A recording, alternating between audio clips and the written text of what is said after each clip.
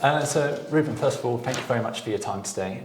It's really grateful for the opportunity to come and talk to you today. So it's a little bit about your coaching experiences and kind of how you got to the stage where you are in your career, because I understand you started at a really young age, started at 16, so I'd be really interested to find out more about that and kind of your career to date. Well, thank you very much for having me here today and for your interest. I was born and raised in one of the neighborhoods in Valencia. There was a team there that called Parreta, and then I used to play for that team since the year when I was 9 years old. So there was like an optional when you get to the age around 16 that you can actually continue playing, but you can get one of the teams from the younger ages.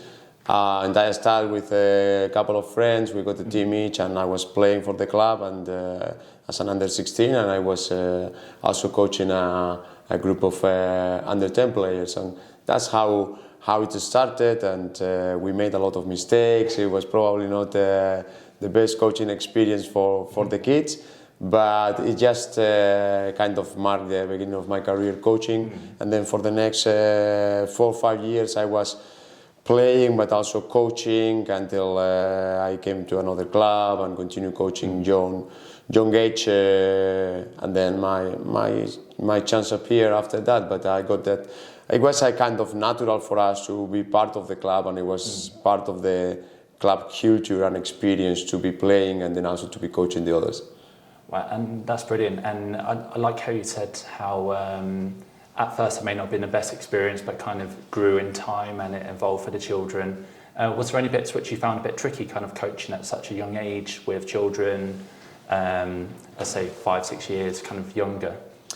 Well, of course, because first of all, you need to give one step forward in terms of responsibility, and that group of kids count on you for the training, for the trips. You are the coach, and you start to be a role model for them in a very young age, and that comes with responsibility that probably you don't understand in that moment. Yeah. That's the first thing. Second thing is that you are not educated for that. You are basically trying to repeat behaviors that you have seen in your coaches, or try to do things like they do in professional football. So, and then you learn how to start, and during that process you learn how to start to mix between the idea of football that you have in your mind, the idea of how to do it without any experience or any courses of coaching courses or anything, and then with the reality of managing persons, in this case young persons.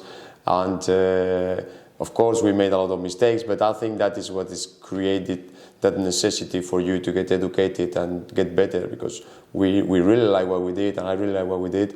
And it was the beginning of a process when I started to look coaches, university studies, non-university studies. Yeah. And it was the era where the internet was not there fully like it is now. It was not so many courses that you can find, but I think it was the beginning for me of the necessity to know more about that profession, that things around football, and it was not perfect from the beginning. That's perfect, and it's really great to get kind of a picture on your journey, kind of where you started and the university studies and everything as part of that. So generally really, really interesting. So the next part from there, so when you're designing a coaching session for the first team out there today, what are the key characteristics you think there are to making a good coaching session? What are your kind of first thoughts to put down on paper? Well, there is a lot of things that we take in consideration. The first thing is that we need to be organized, and we need to have a flow in the session. So we have a structure of the week which kind of contents in terms of physical contents we can use. Okay. We have a tactical context, technical tactical principles that we want to use in that kind of training. Sometimes it's a non-development for the players and for the system. Sometimes it's just a game plan preparation from the next game. And with all these characteristics, we decide which drills we are going to use every day. And the main person in that process, I like that part of my job in terms of the methodology. And then with all those components, we see number of players from under 21s that we want to have with us today, and then we create the structure to make sense in terms of flow, make sense in terms of the physicality or fitness related, and then the things that we want to see in our team sometimes are more related with behaviors or individual principles, sometimes are more related with the general view of the team, and many times it's a little bit of everything, so parts of the big pictures in the small pictures. And again, so much to kind of dissect there and kind of what you said. I like the section where you spoke around individual behaviours and how that links into the group session. So that kind of leads me quite nicely onto my next question. Obviously, when coaching, you come up with different personalities, different abilities within the group. How do you manage that within a group setting? So those who might be technically more abled, or those who might be more stronger in their personalities, how do you look to bring that all together with your coaching session? Well, I think first of all you need to create an environment where the rules and the ways that we work with each other and then we spend our time together are really clear. And I think the dressing room, and I like to give the dressing room the responsibility to create a lot of those rules with me in top of it every time. That is creating the context for them to start to communicate and to spend time together and to create some experiences together.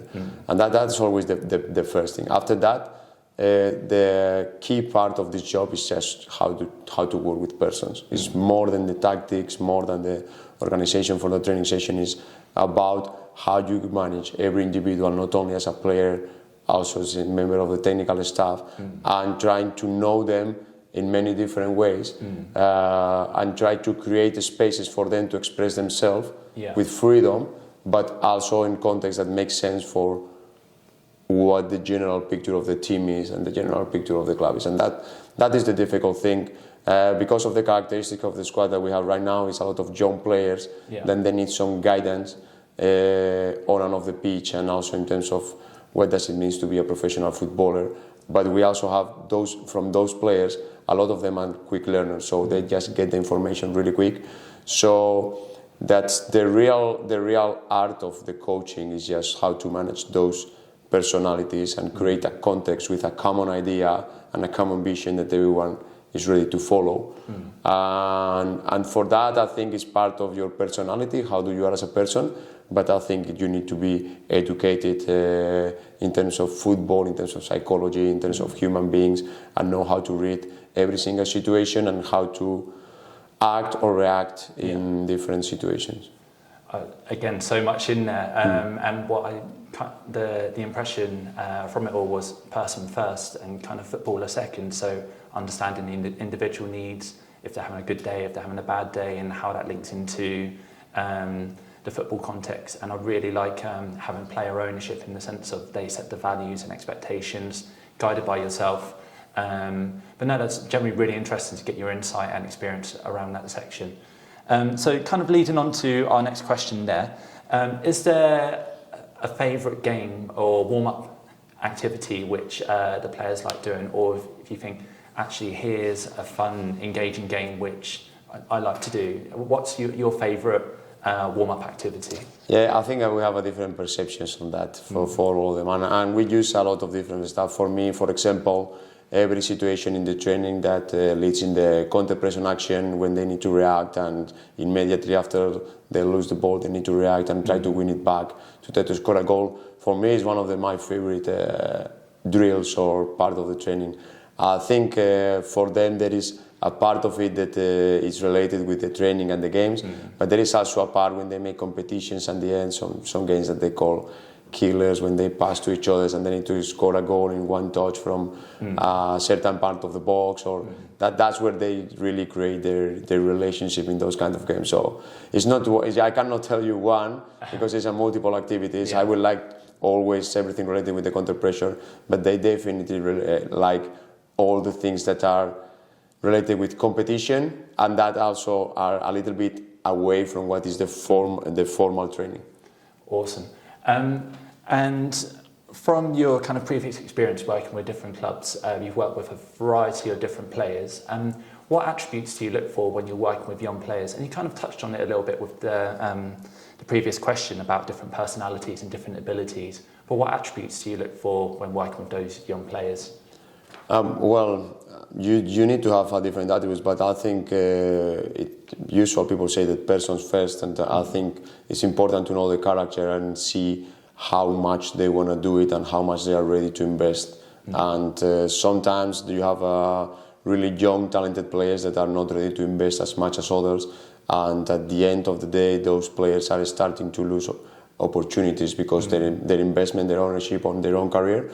While when you see players that they have still some way to go, but they invest time, effort, and hours of the day, come, ask, application on the pitch.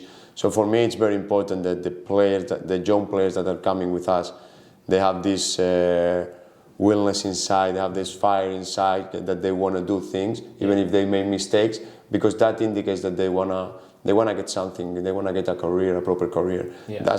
And we see more that player as a player that can be successful with us than a player that has some football abilities, but he doesn't have that, because at the end of the road, one of them is going to get better and the other one is not going to be like that. So it's very important, and of course we have some basic attributes in terms of football that we want to see in a player, but the first thing is that we need to see a person that really wants to fight and want to play for the others.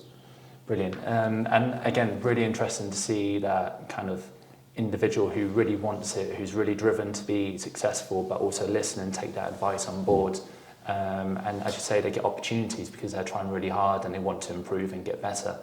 Awesome. So that kind of leads me on to my final question, and thank you for your time this afternoon. So if you are a young coach starting out, 15, 16, 17 years old, what would be your 3 top tips to those aspiring coaches just starting out and looking to find their way within the game? Well, I will tell them to study, to continue looking for different ways to do and to work in football, not only in terms of football knowledge, also in terms of management, because I think it's really, really important just to continue educating themselves as much and as high they can, because that is going to give them the experience, the experience from some others, just to take some of the things into themselves and being able to explore different options. The second thing will be about application. So as much as they can, they should be always on the grass, on the mold, trying to apply and train, and that will be through the third one. Explore and make mistakes.